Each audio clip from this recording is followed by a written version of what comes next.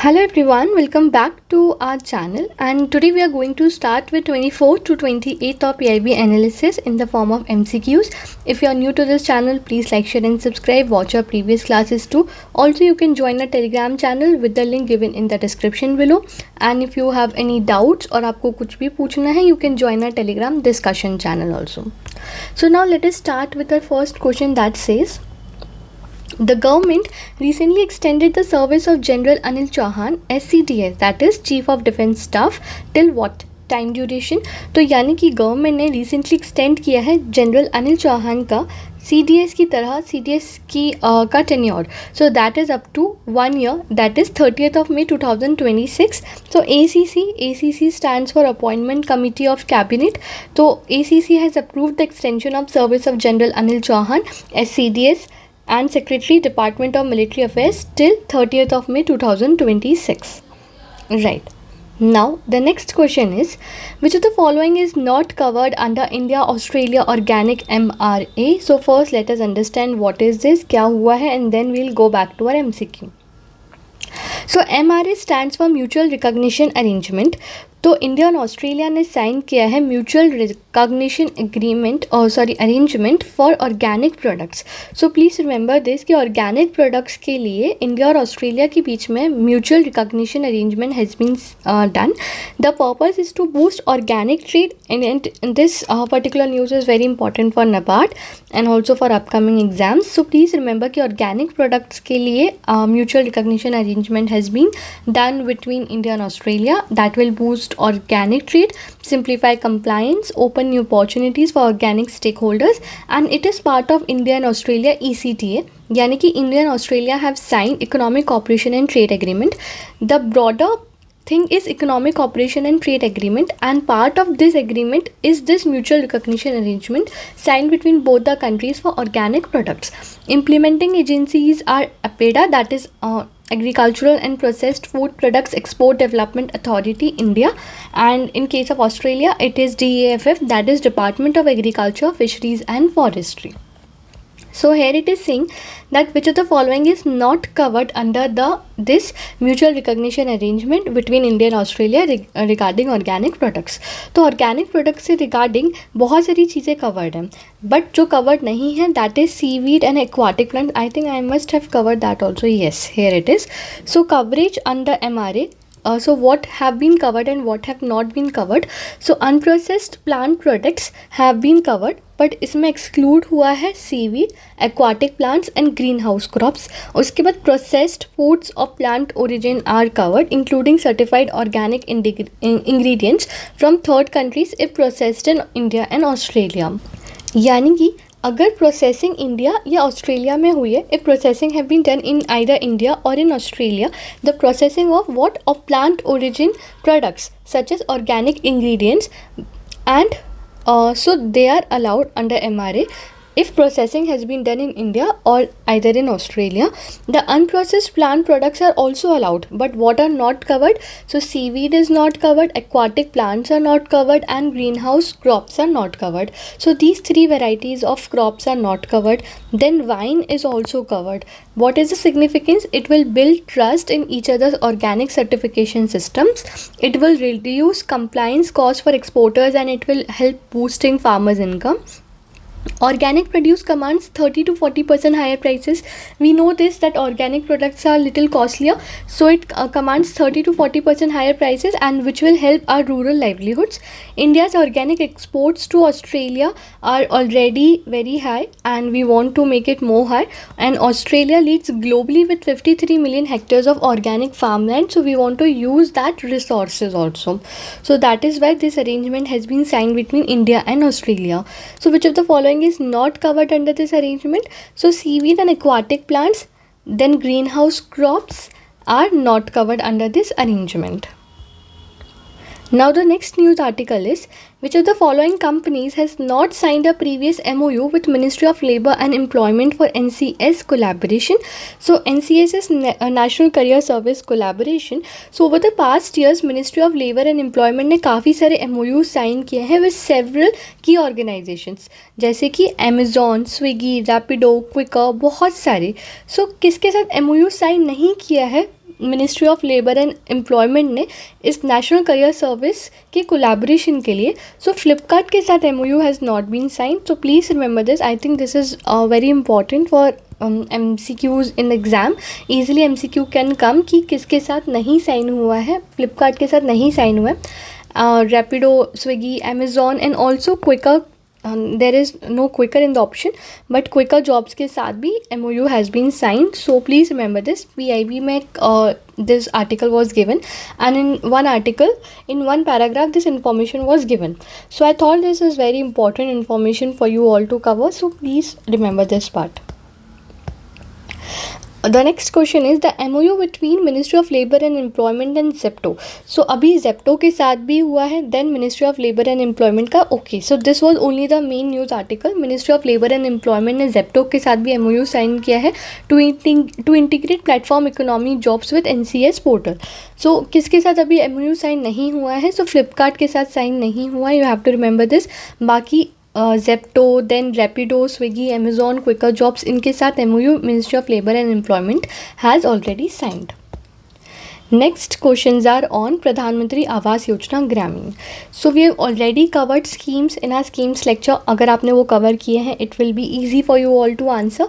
And also I am starting a new thing, that is I am bringing MCQ series for schemes. And if you want me to bring, please comment also, so that I would know that if you really want that series or not. But I'm planning to bring MCQ series, and also I'm planning to bring today by today only budget session. It will be a good revision session. यहाँ पे आपको सारी information at one place you will get from basic to advanced. And also I'm thinking to bring September current affairs. I'm starting September current affairs, so today would be part 1. So please stay tuned to these videos too. I know I was little inactive some days, but I'm sure and I assure you that I'll be more active now. I was little unwell, so I hope it's fine, and we can start with the next sets of questions. That is, what is the cumulative target of Pradhan Mantri Awas Yojana Gramin for houses for 2016 to 2029? It is asking cumulative target. जो हमारी scheme को प्रधानमंत्री आवास योजना ग्रामीण has also been extended. So it is asking us the cumulative target. Then what is the minimum unit size of प्रधानमंत्री आवास योजना ग्रामीण houses, and what is the funding pattern for plain areas under प्रधानमंत्री आवास योजना ग्रामीण? So I hope आपने answers दे दिए, because I have purposely not given answers here for you all to answer. Now we will move on to answers. That says the cumulative target is 4.95 crore. So please remember कि 4.95 crore is the cumulative target of Pradhan Mantri Awas Yojana Gramin houses. The minimum unit size should be 25 square meter. अगर आपको scheme याद नहीं आ रही, if you are not able to recall the scheme, please go and watch our schemes series, and you will easily recall all these facts. The funding pattern for plain areas under the Pradhan Mantri Awas Yojana Gramin is 60:40. So it is a centrally sponsored scheme. So 60:40 is the funding pattern. What percentage of Pradhan Mantri Awas Yojana houses are reserved for scheduled caste and scheduled tribes household at the national level? So what percentage house जो है वो हमने scheduled caste और scheduled tribe के households के लिए reserve किए हैं? So this is 60%. So C is the right answer.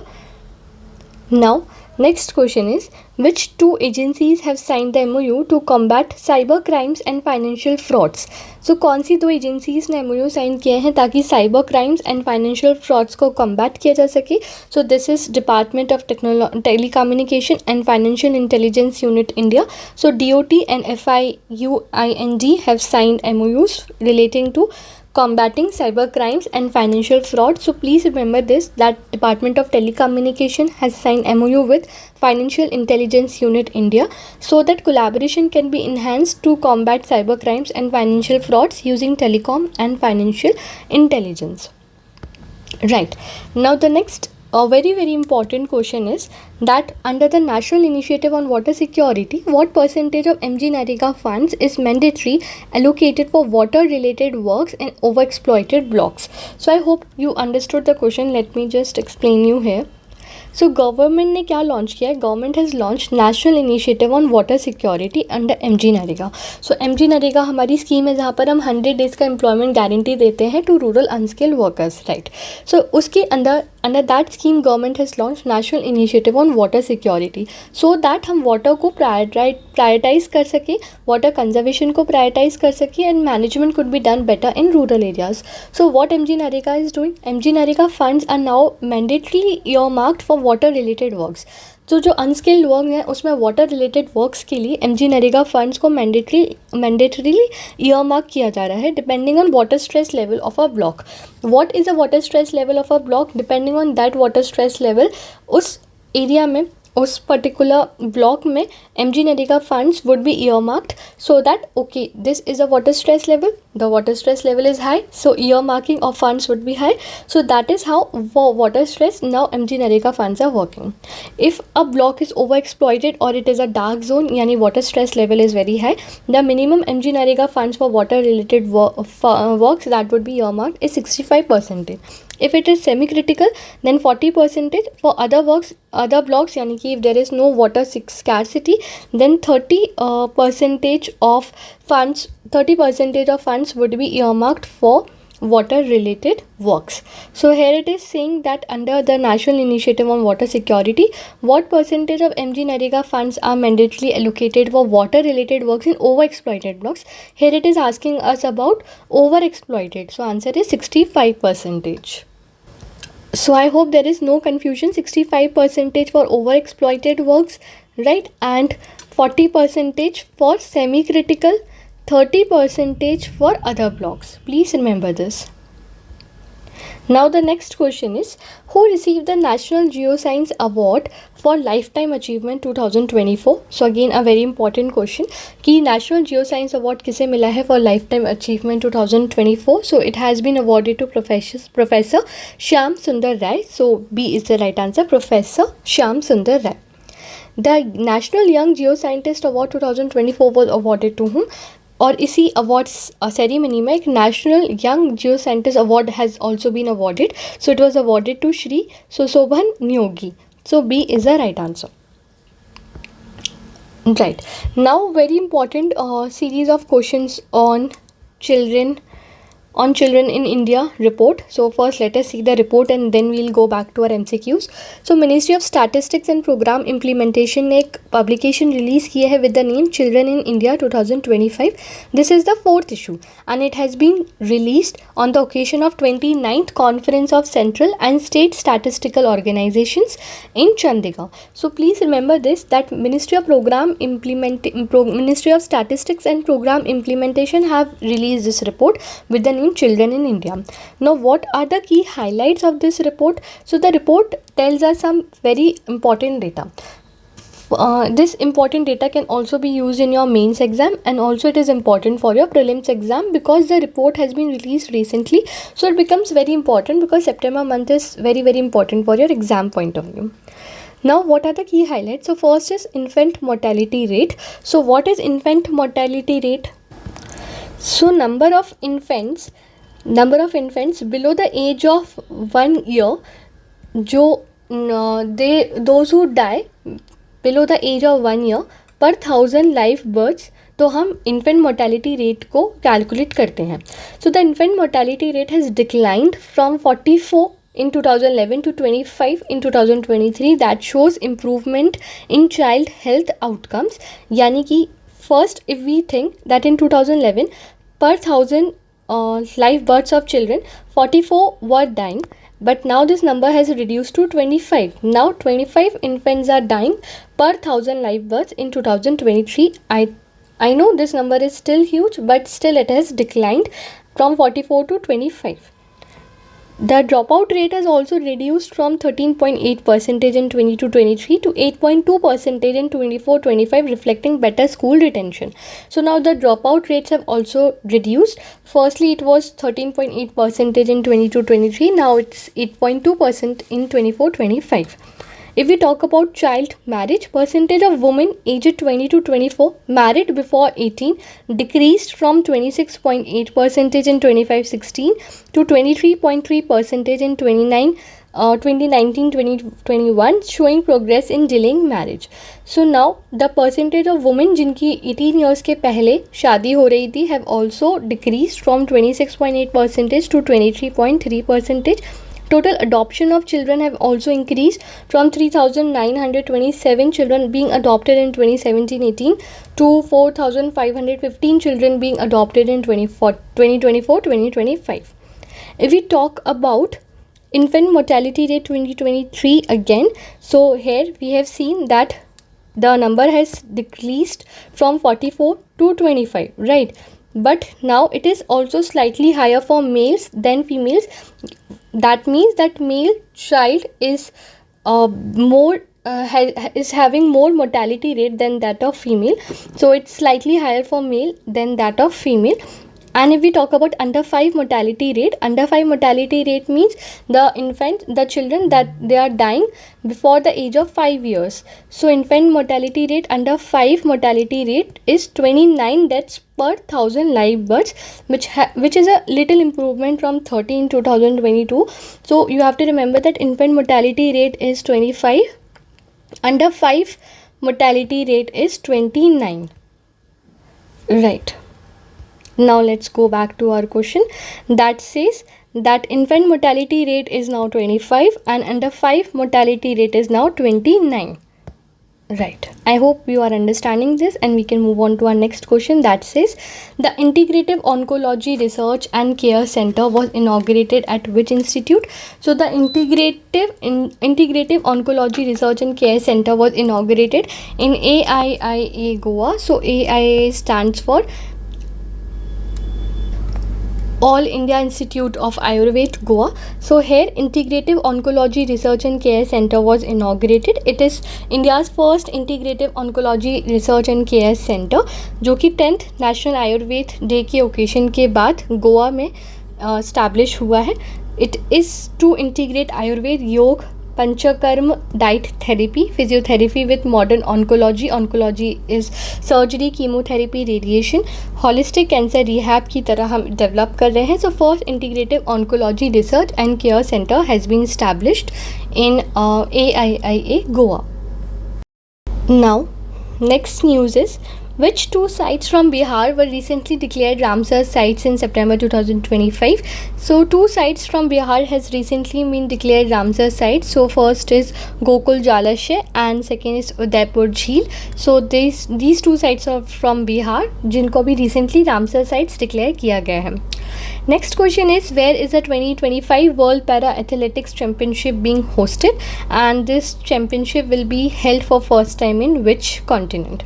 So first let me tell you this, that the event that is with the name 2025 World Para Athletics Championship जो कि होने वाली है in New Delhi from 27 September to 5th of October 2025, and sometimes Indian Oil New Delhi 2025 for sponsorship. These are going to held in Jawaharlal Nehru Stadium, New Delhi, and this is the first time that India in South Asia is hosting this championship. तो हम World Para Athletics Championship host करें, and this is the first time that this is going to be hosted. The competition will feature 186 medal events. यहाँ पे 186 medal events होने वाले हैं, 101 for men and 84 for women, and 1 is a mixed event. And so many athletics, para athletics will take part. To over 2,200 para athletics and team staff will come from roughly 104 countries, and India has announced also its largest ever contingent for this event.